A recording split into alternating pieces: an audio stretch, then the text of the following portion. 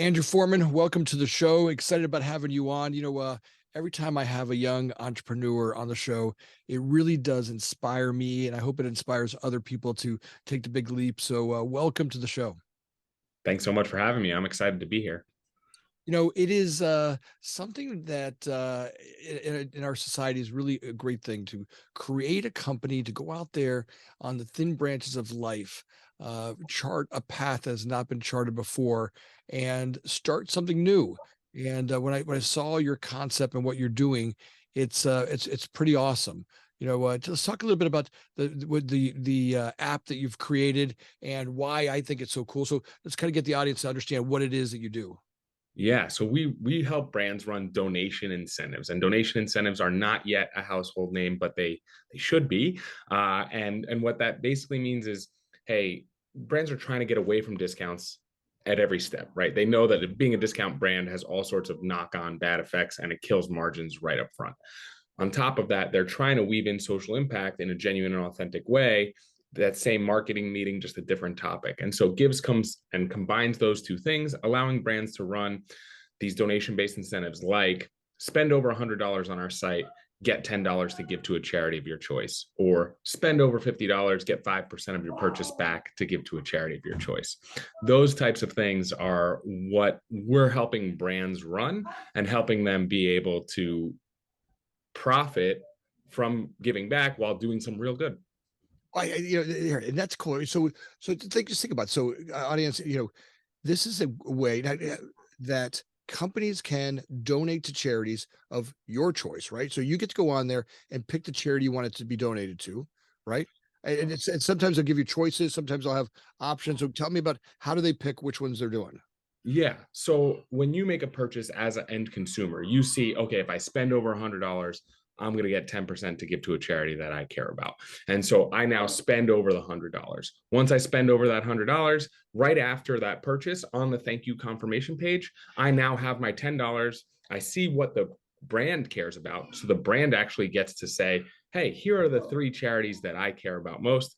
And that's when you can easy button click one of those and say, yeah, I stand with you, the brand, and I care about this environmental charity as well. Or, you know what, I care about the local animal shelter in my hometown. I'm going to go in and search for that and donate to that. And the brand is really putting their money where their mouth is, saying, hey, we care about what our customers care about. And that's how it all works.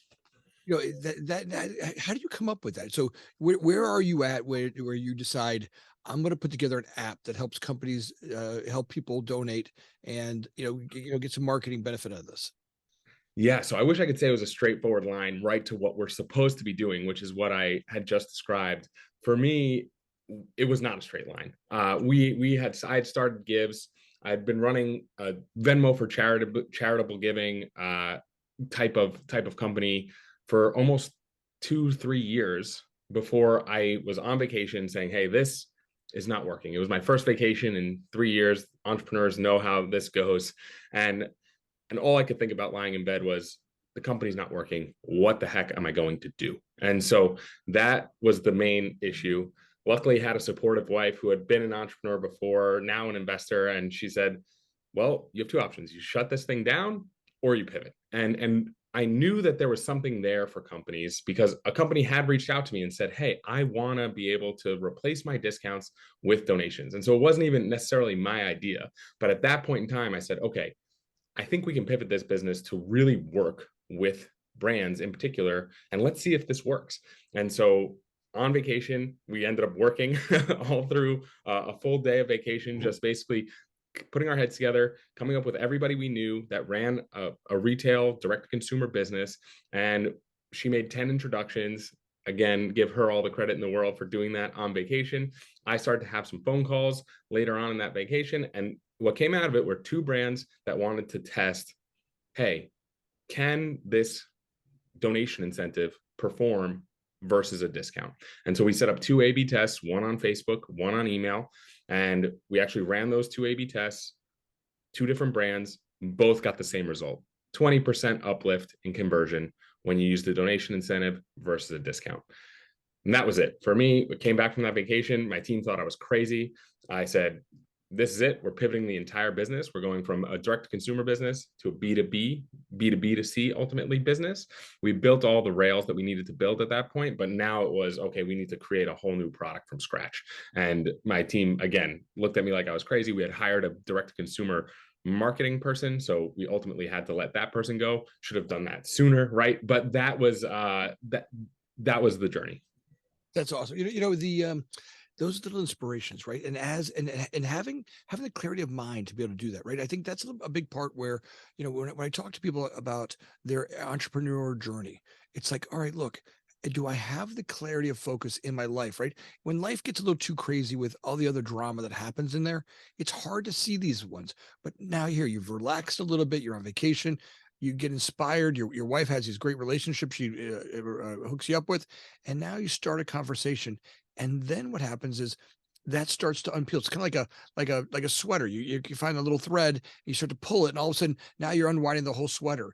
And the first couple of A/B tests really start to work, and that's a hard one to say, right? Because you couldn't sit there when you first started and knew that this was gonna run the way you guys are doing it. Your success right now in the marketplace is unbelievable. Companies do really realize that. Look, at the end, I want I wanna donate to things, right? And a little bit at a time for me feels really good, right? And if I'm given an opportunity, and I work alongside with a retailer, and my purchase goes to a good, it's not. I don't know if I've ever been driven by, well, if you buy from this company, you get this.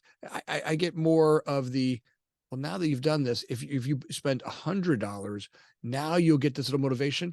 I kind of go, well, yeah, let's kick in another t-shirt. Let's kick in another shirt. Now I went from what was $80 to $100, and 10 of that went to charity. I kind of feel really good about that. And that feels like that was a brilliant idea.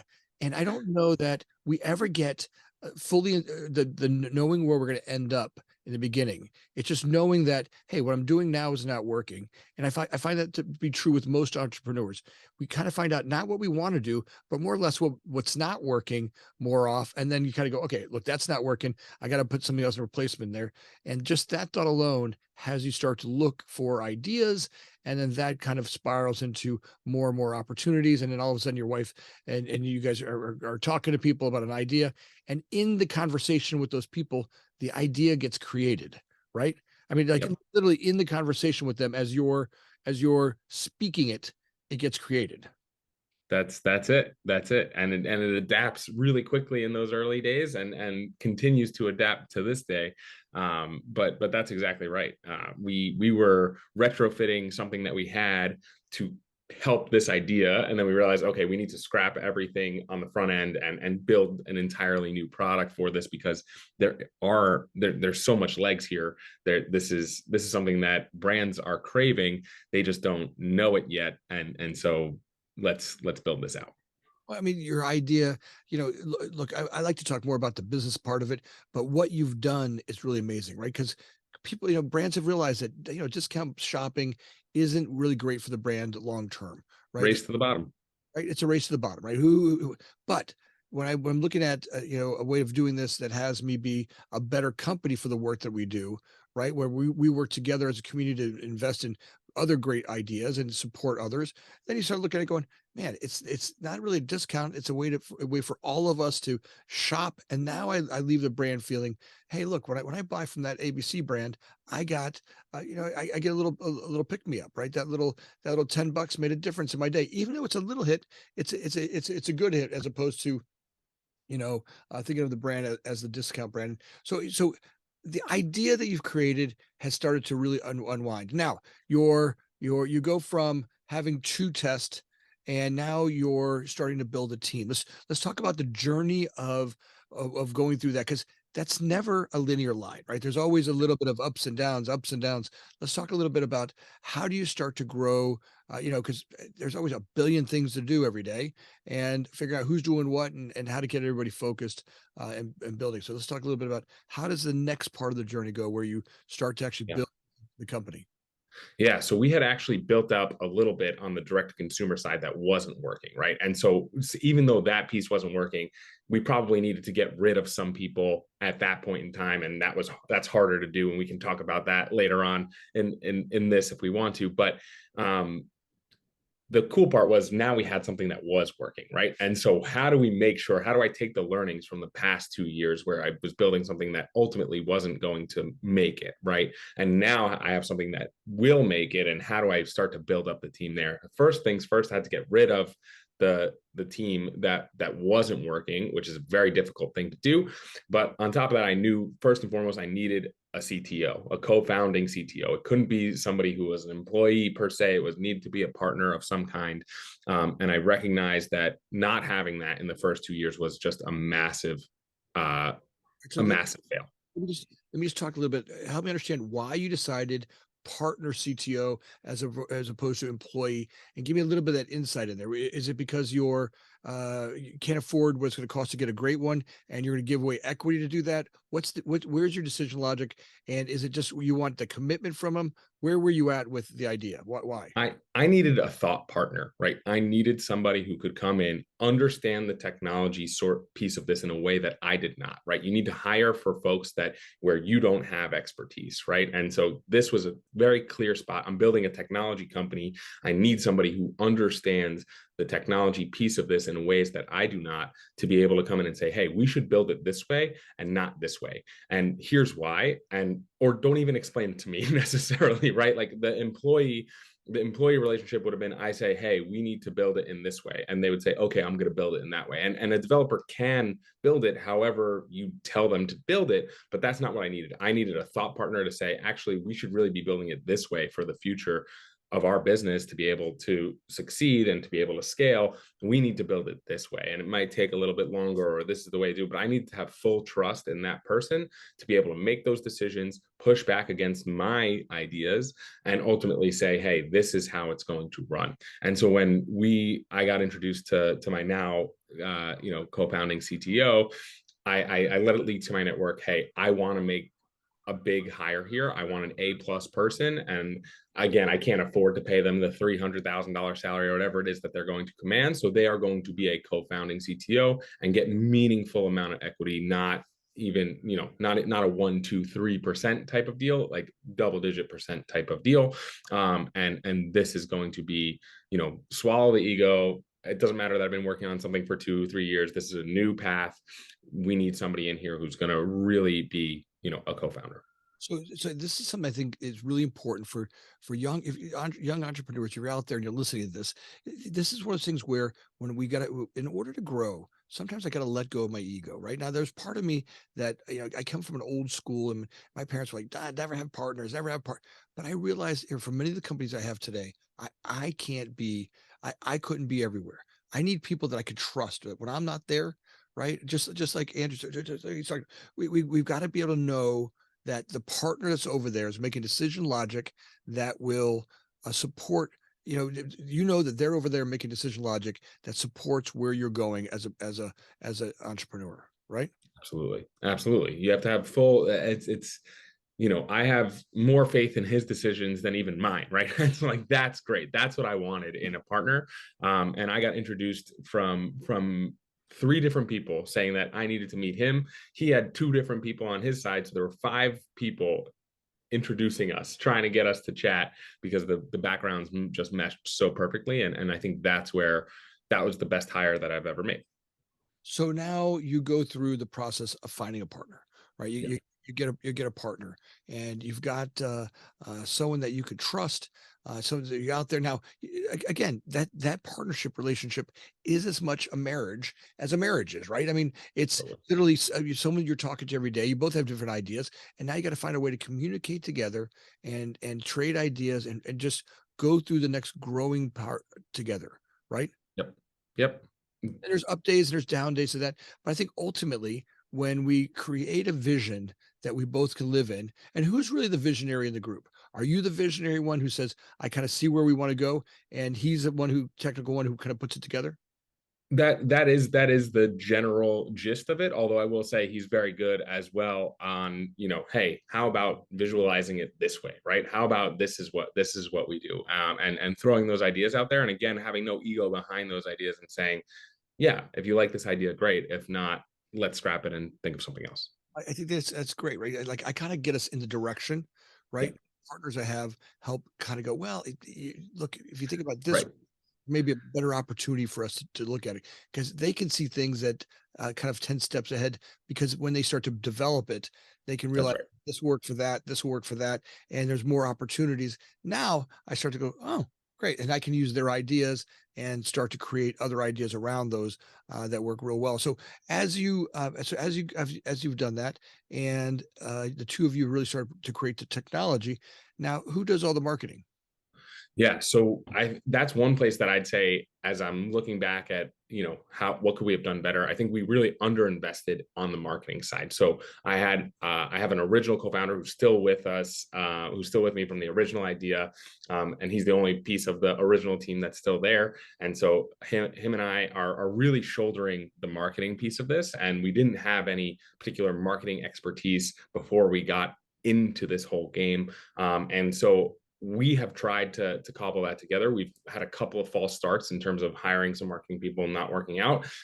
But that is one place where I'd say we underinvested and we should have been spending not only dollars but time on our branding, our website, our everything there. But really, I have to give credit to the original co-founder who has really done a vast majority of the marketing. That's one thing that people don't understand is you're always up against kind of time, dollars, ideas, right? And you're always trying to wait, all right, where am I going to spend the time today? But finding a couple of key areas, right? Keeping Yep. the main concept moving forward, Yep. and also working on the little ideas like every great entrepreneur, sales are key, right? Every time I talk to people, I'm like, look, your ideas are great, but you got to make sure you get some sales, right? Well, Good. I gotta work on the bakery. I got to go work on the thing over here. I got to work. Great. But how many sales do you have? Right. Let's Right. focus on one or two items that will work. Right. And all those other items will come, but let's get some revenue coming in. Right. Because the killer is that when I'm up against the wall, when I'm up So against, the foot up against my throat and the bills have to get paid. Right. Because at the end of the day, as an entrepreneur, as a leader of the group, you have one job. Right. Your job is to make sure that the company doesn't die. right. See you another day. I see another. We got right. That's the whole key. We've got to live to see another day. No matter what, we've got to live to see another day. And sometimes we get all caught up in grandiose ideas. Oh my God, I'm gonna do this. I'm gonna change the world. Oh look, we got to be able to do this with Fortune 500 companies. Oh great, we got this. But all we got to do today is let's just get enough revenue to make sure. Let's at least get enough revenue to move what we have going forward. Right. Yeah. Not take the bite off the ball. And then, I always say that it should be 20% of your time spent on the home run hit, right? So that you've got most of your time spent on the fundamentals of the business. And then you've got another small percentage on the big ideas, right? Where can I Yep. get 500 companies? Where can I get the bigger players?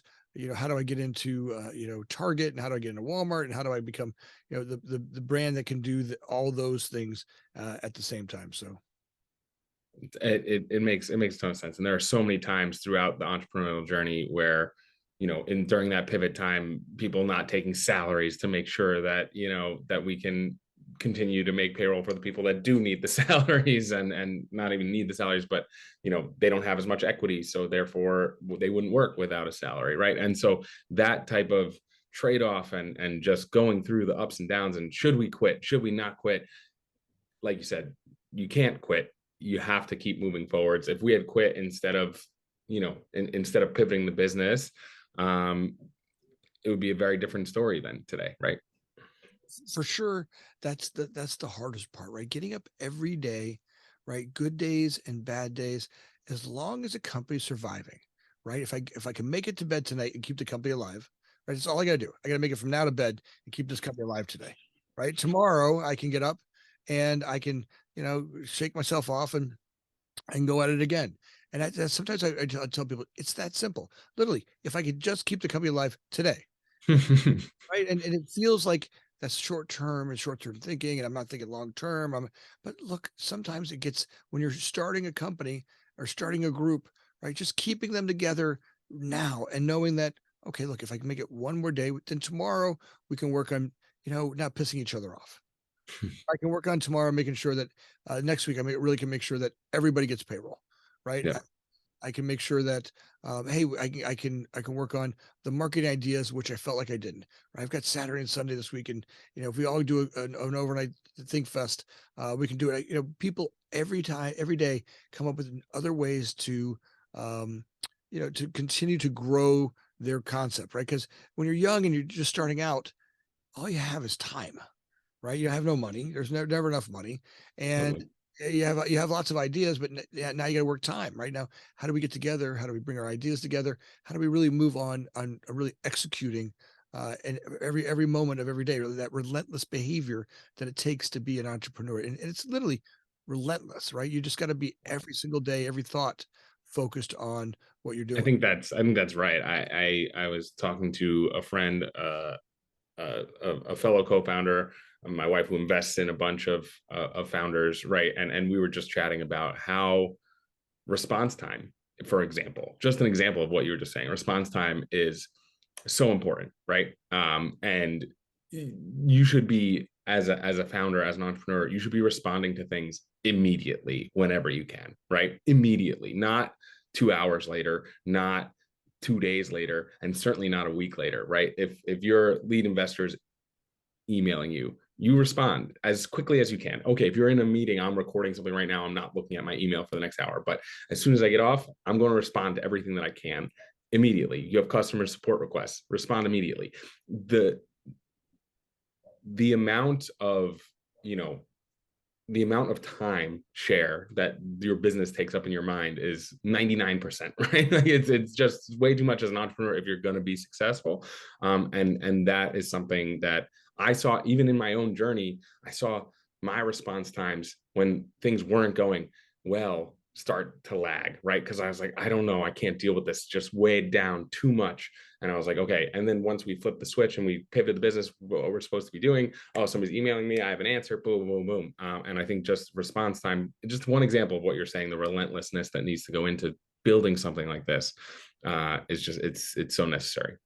Well, a lot of times the hurdles I create as an entrepreneur are self-inflicted. Right? Sometimes I don't even notice that I make these things that are so complicated. I make important things or things that I think are important that really aren't there. Right? Where can I spend more time delivering better services to the customer? The best deal or the biggest deal of my life, the $100 million deal that I did with McDonald's is probably happened because I went to a meeting on a morning. Right? I went to a meeting. I had a 7 a. The guy's like, I'll see you. I have a meeting. It starts at 8 o'clock. I'll have breakfast with you. And we went out to McDonald's campus and we ate in their cafeteria and we had breakfast with this guy at a table. And it was just he goes, that's all the time you get. You got 30 minutes at a table. And we got there and it was great. We had that opportunity, right? And we got Yep. people and he goes, I like you. He goes, I'll tell you what. I'll invite you back at 2 o'clock. Are you available at 2 o'clock? I had meetings all 2 o'clock. I had all these ideas of things I had to do. I'm like, no, look, I've got McDonald's, right? This is Yeah. McDonald's, right? This is the chance I had of the brand of brands in the development world. I'm like, great.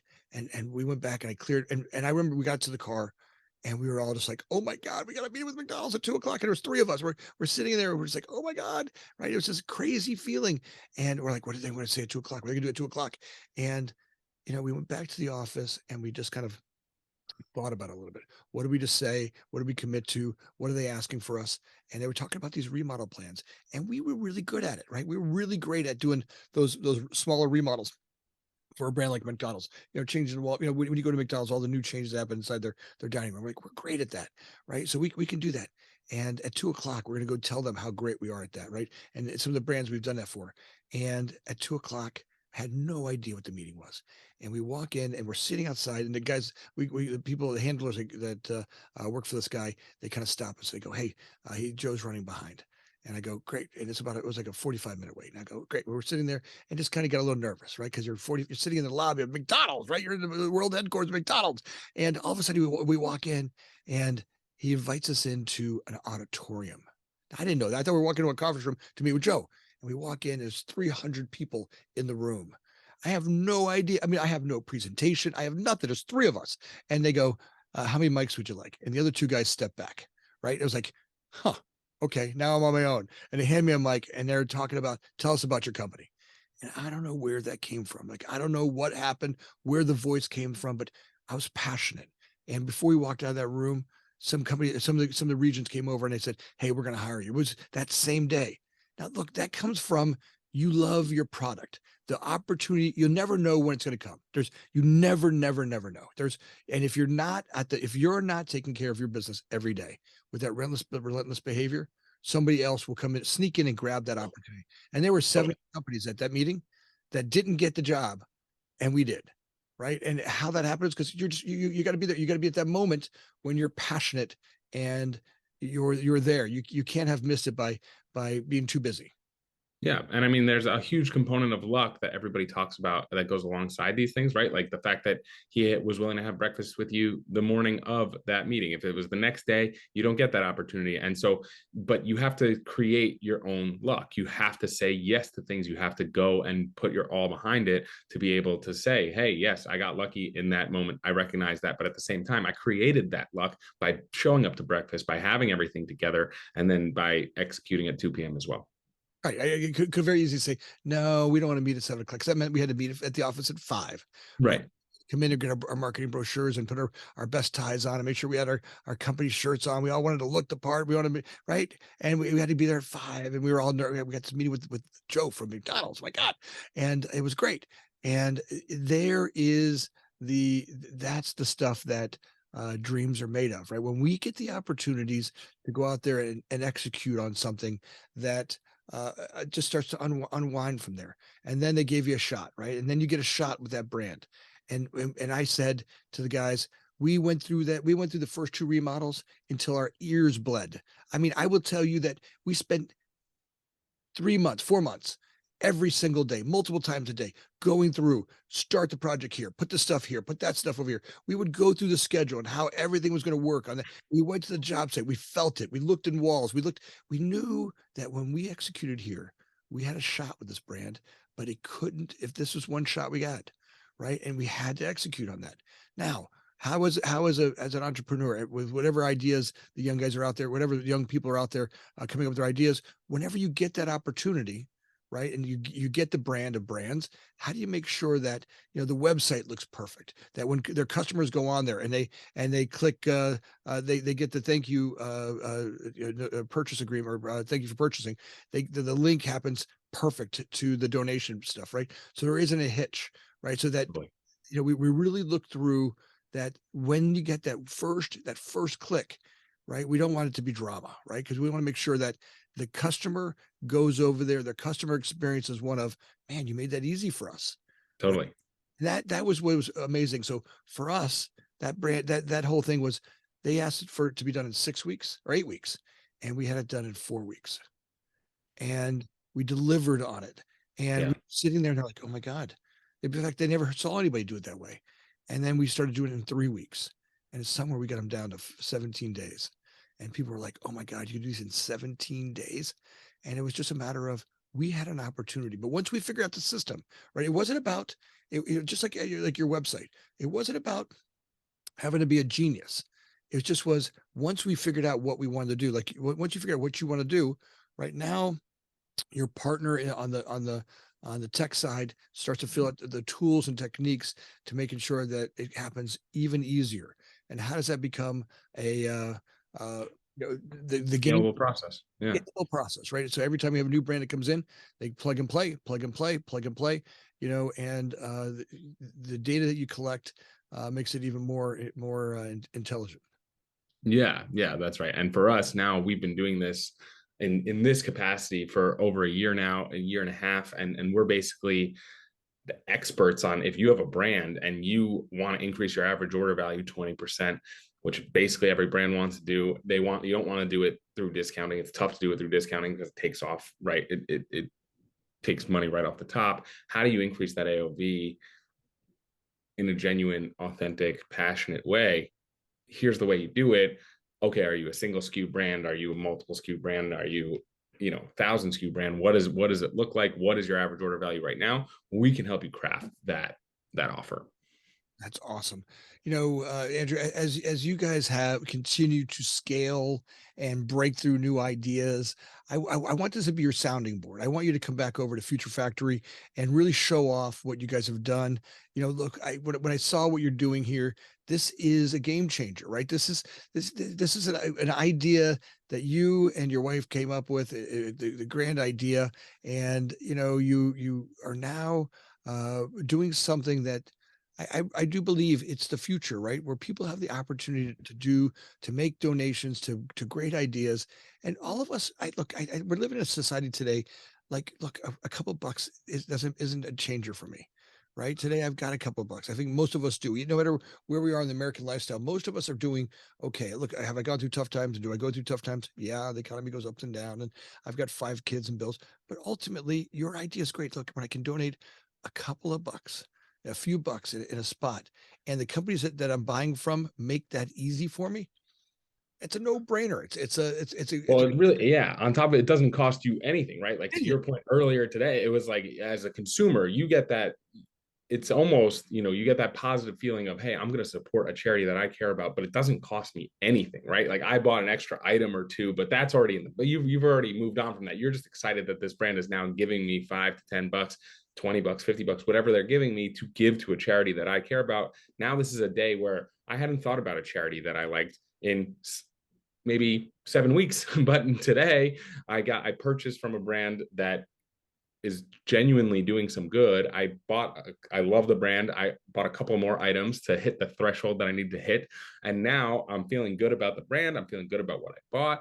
And I am now thinking about, for the first time in maybe months, what charity I care about most. And I'm going to send money there. And maybe that, triggers, we have this story of a woman who bought a couple of items, hit the $60 spend threshold, got $10 to give to a charity of their choice.